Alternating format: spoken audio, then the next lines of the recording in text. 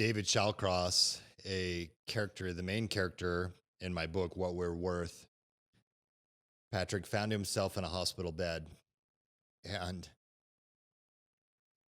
he closed his eyes in one of the scenes in the book, and he thought about his 3 kids.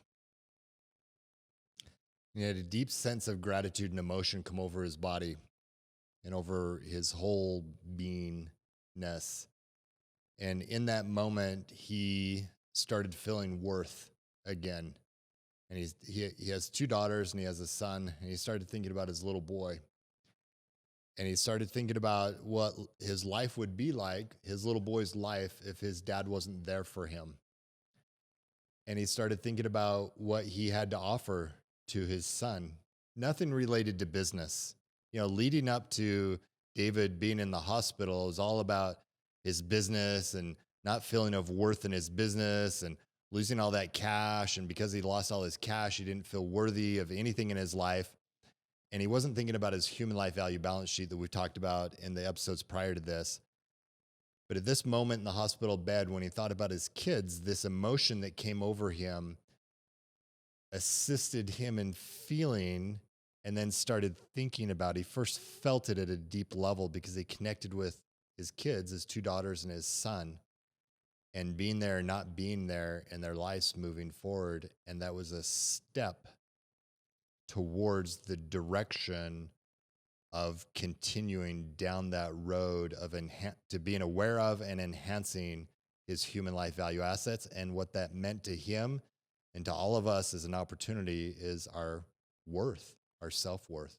Well, it seems like he started recognizing that he did have value in other people's lives. He was of value, specifically in his relationships. Yeah. Okay, that's where I think it started, and I think that his story is essentially, what led him to take his own life is he failed those people. He failed, to provide the property value, right, that would support a lifestyle, right? So that's kind of where it started, but then it ended starting to recognize his internal value, starting with his relationships, right? And what's interesting, you look at Maslow's hierarchy of needs, right? And it starts at the physiological food, shelter, clothing. Then it graduates to safety, whether it's personal safety or the where you live safety. Then it goes to relationships. Okay. Then it goes to self-esteem. Then it goes to self-actualization. But it starts with relationships before self. Yeah. Which I think is really interesting. It is. Okay. Yeah. But relationships, I would say, I've been, by myself this whole week. My kids are in Disney World with Cynthia and I just had this, obviously, and I had a couple other things I had to do, so I wasn't able to go with them. Man, it's kind of a sucky week. Yeah, you felt it. Right. But I think relationships sometimes, especially if it's something that we, experience day in and day out and day in and day out and don't have that separation, right? Saturation begins, right? Where you don't recognize how valuable that really is to you.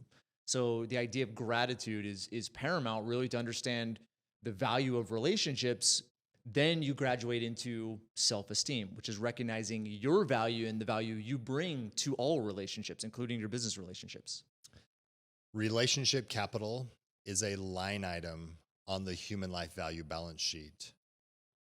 And being aware of it, leveraging it, utilizing it even more, and, seeing it as an actual asset. Mm-hmm. And an asset is something that enhances in value, like utilize that and leverage it in your life.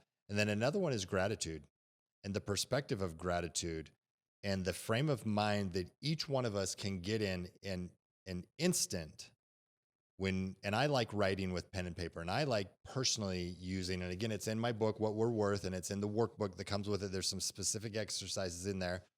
But I like pen and paper. I like pen and paper, and I like the physical act of writing. I did it on the plane ride up this morning. I wrote down what I celebrate and what I appreciate in my life. And I do that because it helps remind me of my worth.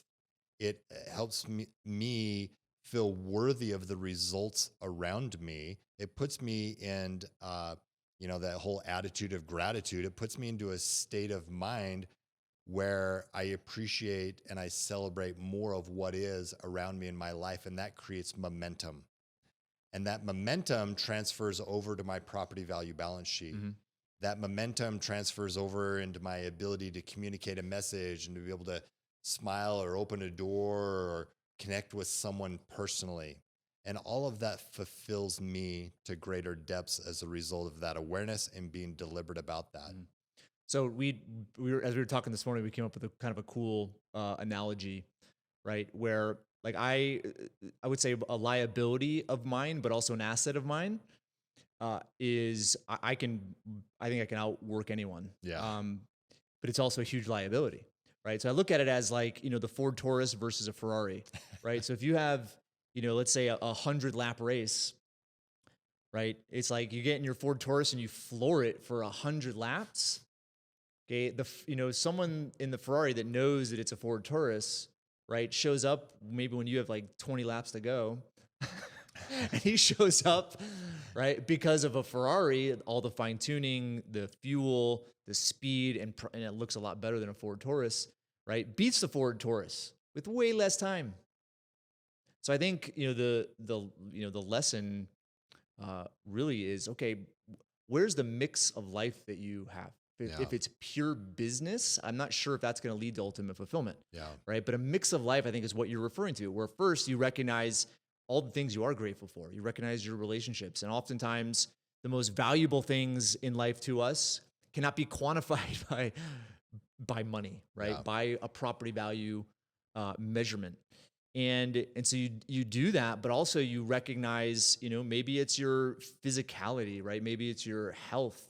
Maybe it is going out and having fun and experiencing new things, right? Those add to the mix of life and then bring an even better self to the world that you contribute to. Because obviously, of being net benefit, it's not just net benefit from a property value standpoint, but it's net benefit, right, from the relationships that you have, who you are to other people's lives that may not be able to be quantified. Yeah, yeah.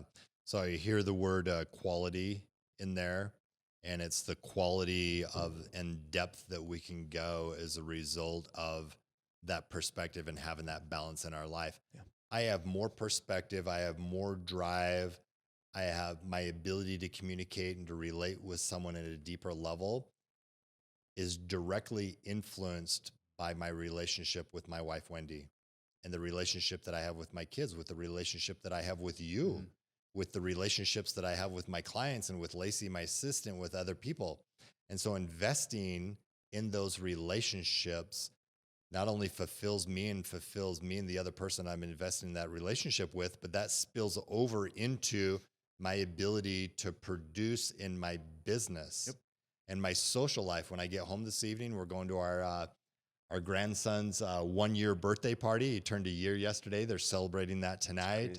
Super exciting. I know it's crazy. 1 year. Man, this little guy, we were over there last night, seeing him, Wendy and I, and it's just so fulfilling. But that balance of the personal life with business, although we talked about this earlier, like the business that we're in, the business that you and I choose to engage in, there's times where it's taxing and we're grinding and we're hustling and we're putting in some hours and it can feel heavy at times, but it's also super fulfilling. There's a lot of depth in that also. But what allows for that depth and that perspective to happen is the balance that we have in our personal life. And it's not just with our family, it's with ourselves individually. Garrett Gunderson, one of my old business partners and co-author of What Would the Rockefellers Do, still a great friend of mine today. He challenged me again. He's challenged me many times in my life, and I love challenging him also. He challenged me about a year ago to be clear about my hobbies. I'd gotten out of off-road racing. I didn't have that anymore. And he's like, Michael, be clear about a hobby. Nothing that you make money in or anything like that, but just a hobby, because that balance of that hobby will allow me to be even more fulfilled in my business, even though I feel like my business is a hobby and I absolutely love it. But that hobby that doesn't generate any revenue directly, indirectly influences my life in a massive way, just like my relationships and other things. I think where human beings get messed up and if essentially their self-worth gets dinged, Mm. right, or injured, is peaks and valleys, right? So David in the book, right, uh, he had a peak of this euphoria, right, associated with making investment, and it's going up and up and up and up. It's that euphoria from taking risk and seeing a gain, but then he experienced the subsequent valley. And the valley, right, was losing everything, right? Yeah, And being at the extreme. brink of taking his own life. So I feel that a mix of life, it mitigates peaks and valleys. It smooths them out, right? Where you have continuous growth, because I think at the peak, right, it creates some instability. And at the valley, it also creates a lot of instability. Okay, so the idea is having a good mix, whether it's hobbies and having fulfillment there, whether it's being grateful for your kids and your wife, and acknowledging the worth of others, right? That's outside, right, of any business context in a sense. Okay, but then what it does is it brings, as I said before, a better self to the activities in which you are producing and gaining property value as a result. Does that make sense? Yeah, it makes total sense. Yeah. Peaks and valleys, we gain perspective at the peak, we gain perspective in the valleys. We can gain perspective in the peaks. Yeah. We can gain perspective in the valleys if we choose to. Huge opportunities. And those are all opportunities for us to increase our self-worth. And how we increase our self-worth is with our awareness, number one, and our awareness around this human life value balance sheet that every one of us has. We all have this. We all have incredible value. Strategic coach Dan Sullivan has taught me the most over the years about creating a unique system and not being a commodity. Because when I have my own unique system, there's only one Michael Isom. There's only one of me. So if I stay authentic to myself and I continue to share myself, I don't have any competition outside of myself because there's only one of me. And so doing deliberate things on a daily basis, mentally, spiritually, emotionally, physically, financially, all these areas of our life increases my self-worth. So recently, it's just been here in the last several months, more than ever before, Patrick, and I've talked to you about this a little bit. I've thought about my own level of mental exercises that I'm doing. And I do a bunch, and I've been doing a bunch for years, but I've had more emphasis on that recently in the last few months than I have for quite some time. And so it's, what am I reading? What am I studying? What am I listening to? What am I writing? Who am I engaging with in conversation deliberately to increase my mental capital, my self-worth? Because I found myself getting a little bit of frustration more than normal started creeping in. I don't think it'll ever be eliminated, but for myself, a little bit more than normal I felt was coming in. My awareness was there. I was aware of it. And so I'm like, okay, I started asking myself questions that are in our Infinity Wealth tool that you guys all have access to. They're in the workbook, the Human Life Value Workbook to go with the book. But there's tools in there for me that I started utilizing even more just in the last few months. And it's specifically things that I read before I go to bed, the things that I do when I first wake up in the morning. And one of those things is writing what I celebrate, what I appreciate. But the one thing that I've added just here in the last couple of months is specific things that I read before I go to bed that's inspiring, things that motivate me, some of my own personal scripture that I've written for myself, and things that I listen to also. And then that transfers into all the other areas of my life. So what's coming to mind right now is ultimately this pursuit of yours is the result of you accepting and knowing that you have massive value, you have massive worth. Yeah. Right. And it's okay to say that and to feel that and accept that. And where I'm going with this is, I think a lot of the personal struggles people have begins, right, with understanding, knowing that they have value, that they're special, that they're unique, that they bring something to the world. Okay, I think if you really look at whether it's a professional pursuit or it's a relationship pursuit, I mean, if people don't have that at the core, right, I think life gets really difficult. And Agree. so I would say, what are your practices, or do you even have to practice it? But what are your practices to, or what tells you that you are of value to the world, that you have worth? Yeah. There's many measurements. Dollars follow value. That's one way that I feel value. That's not the way. It's the relationship that I have with Wendy. It's the relationship, Patrick, that I have with you. It's the relationship that I have with other friends. One of my childhood friends, Kurt Vanderslice, we went to lunch just a few days ago. Best friends from fourth grade. Still communicate, have lunches together and talk with each other. And Patrick, we had a moment at lunch a couple of days ago, and he teared up and I teared up. We told each other we loved each other. We thanked each other for all these years that we've known each other, all these life experiences that we've had. And so for me, what assists me in feeling my value is me sharing with someone else and me receiving. Me reminding someone and me being reminded. I love reminding others now more than ever before of their worth. Mm-hmm. Patrick, I love sharing with you the extreme value that you provide in my life and for so many other people. And not just in business, but in personal life too. Like extreme value, your perspective. And I love hearing that myself. I was just sharing with you earlier the example of, I recently hired Isom as a coach on storytelling and their coaches. And when one of the coaches shared with me, oh yeah, it was one of my first calls with this coach. And they said, oh yeah, I remember you have a presence. And I'm like, oh, tell me more. Tell me more about my presence. Like it felt good. Mm-hmm.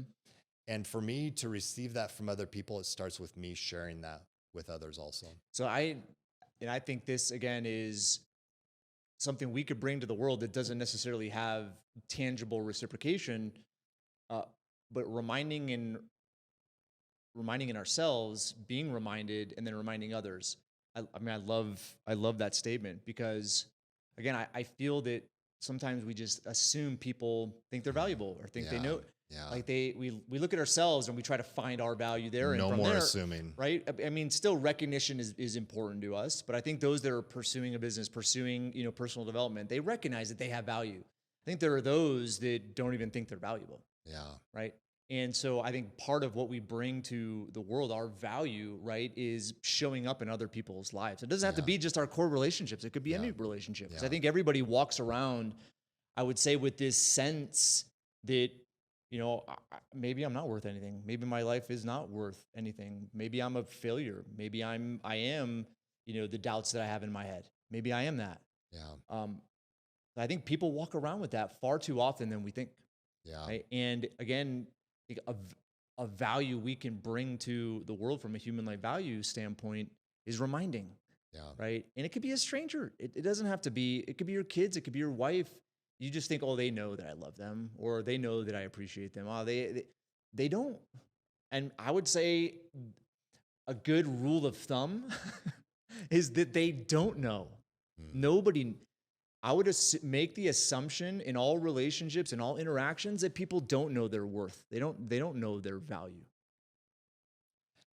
I'm writing this down.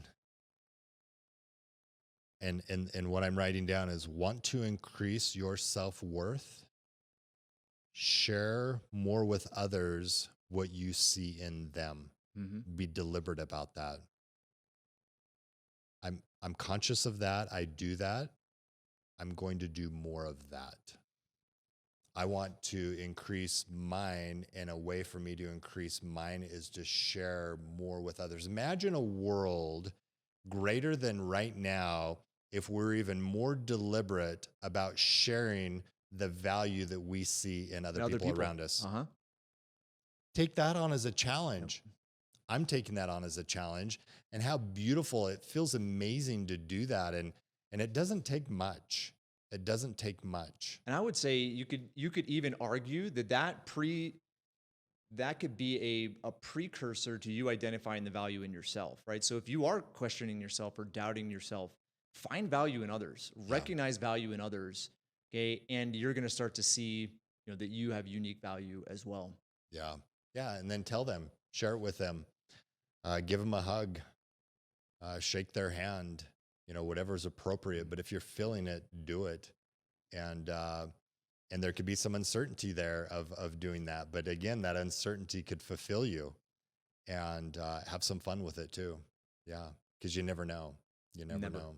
You don't, well, you never will know. Like, I think our lives are all actually way more private than we think. We think, like, I don't know exactly what's in your mind and what you're thinking. You don't know what's in mine. My wife doesn't know exactly what's in mine. It's one of those things where it's really interesting. We have this very unique and private way in which we perceive the world. Yeah. Okay. But in the end, I think we, as people share with each other, we realize that there are some similarities. I think one of those similarities, as we're saying, right, is people doubt and question themselves. Yeah. Right. Always, and to a degree. Okay. And obviously there's extremes, but really looking at, again, approaching all relationships, right, with, hey, people may not know the value that they bring to the world. Let's help them discover it. And I think in that discovery process, that talk about a net benefit, that's like an exponential benefit. Yeah, it's beautiful. So being aware once again that we all have this property value balance sheet. We all have this human life value balance sheet. And the more emphasis we put on our human life value balance sheet with all these things that we've been talking about, self-worth, it increases our self-worth. And that self-worth gives us courage and confidence. And that courage and confidence allows us to take action. And that action allows us to create and exchange more with others. And one of the measurements of if it's of value to someone else is property value, money. And we increase our property value balance sheet. So being deliberate about our human life value balance sheet, increasing it, gives us more courage and confidence. Dan Sullivan, strategic coach, one of the top themes is in his coaching around the world for the last 35, 40 years is protect your courage and confidence. And one way you can do that is to be deliberate about your human life value balance sheet, continue to work on it out of self-interest. We've listed all these different ways that you can. I love the gratitude journal.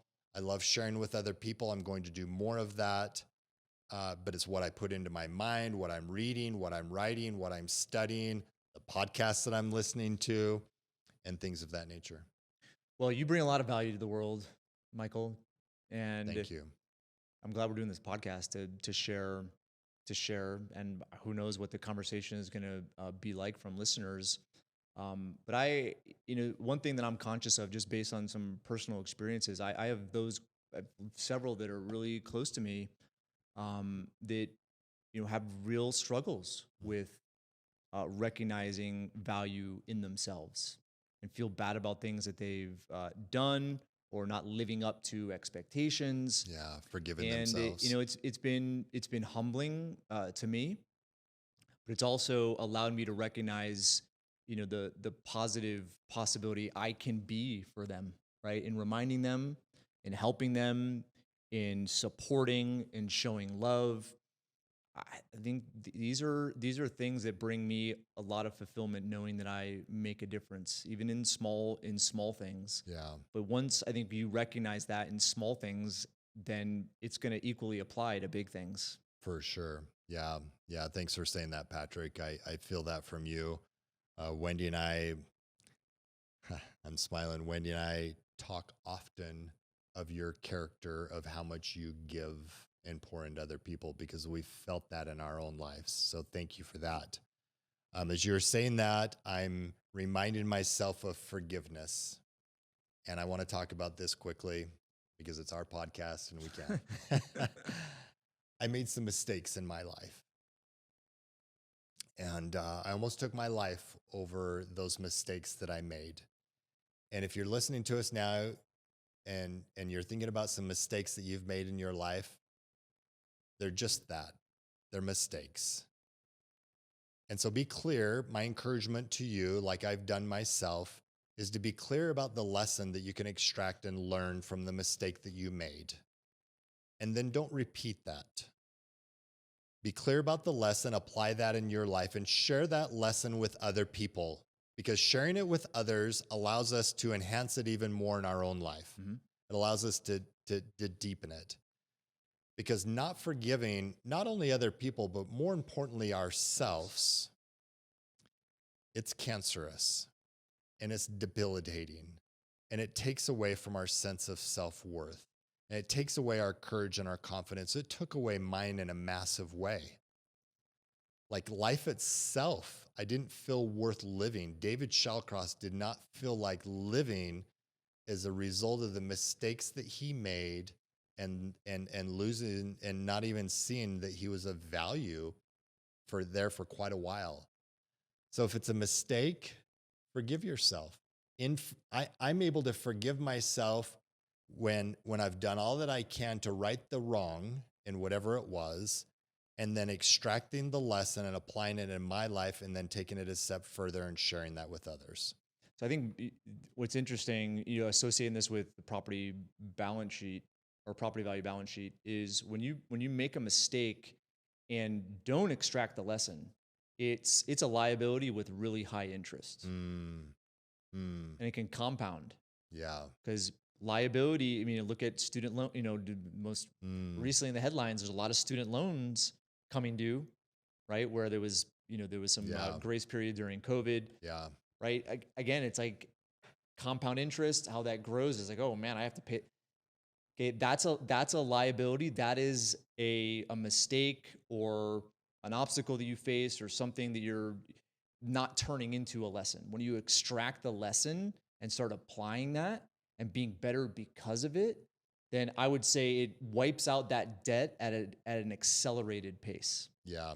I heard years ago, 2002, one of my early mentors, Steve D'Annunzio, he talked to me about if a lesson is not learned and I'll add and applied. He would say if a lesson is not learned, but I'd add and applied and repeated. So if a lesson is not learned and repeated, and it happens again, the consequences are even higher the second time, let alone a third or a fourth. Compound interest. The compound interest. That's exactly right. In the opposite direction. Exactly. Building debt, not building asset. Yeah. Talk about a multiplier. Exactly. Yeah. Do we want to be multiplying on the liability side or the asset side? Exactly. 100%. Yeah.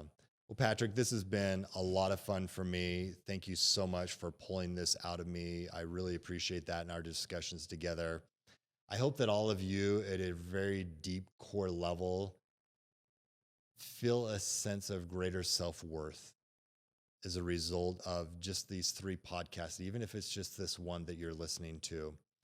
That's why I wrote the book, What We're Worth, because I've experienced this in my own life. And I use this fictional character, David Shallcross, to tell this business fable, to be able to relate with people, to be able to hopefully you'll be able to relate in some way, whether it's David or his wife, and to put yourself in that, but to raise your awareness.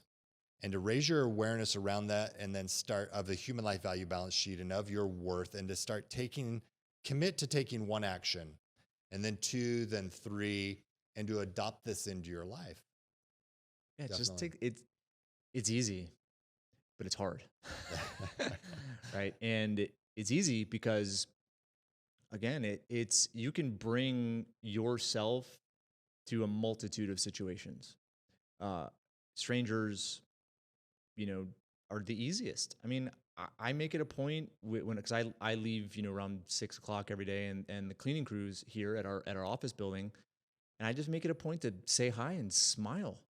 Like just that, I feel brings value. At least I do. I think it brings value to the world. You never know, man. You never know what's on the other side of that. But there's so many ways to be of value in the small things. Yeah.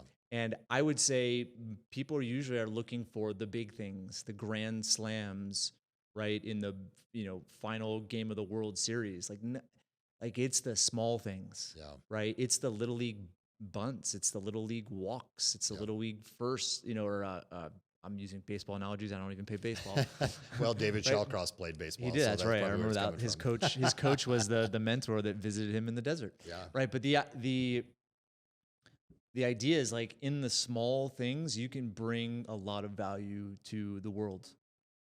And I feel that is, I don't know, it feels like that's kind of where people get stuck, right? Is they're shooting for big things. And I think need people. It's kind of like an ecosystem or a forest or trees, right?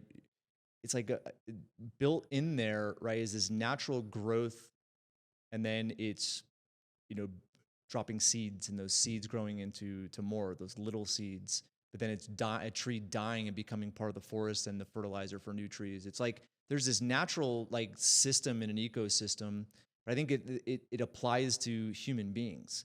It is if our ecosystem, if our body, our consciousness or whatever, right? If we're not out there doing something, being of value, then it essentially just gets like suppressed, and it bottles up, and it builds pressure, and it builds pressure, and it builds pressure.